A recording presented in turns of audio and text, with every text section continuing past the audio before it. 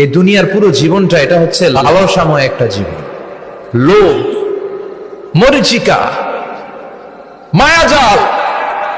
এই মায়াজালে আমরা আটকে আছি, ফলে মৃত্যুর কথা আমরা ভুলে গিয়েছি। পাগলের মতো ছুটছি, আরো টাকা লাগবে, আরো খ্যাতি লাগবে, আরো যশ লাগবে, আরো দাপট লাগবে। আমার এত টাকা দিয়ে কি হবে? এত সম্পদ দিয়ে কি হবে? এত ব্যস্ততা দিয়ে কি হবে তোমার? স্টপ, থামুন, অনেক হয়েছে। আন্না,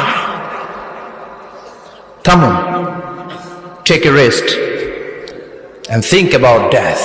Think that you have to go back to your Lord.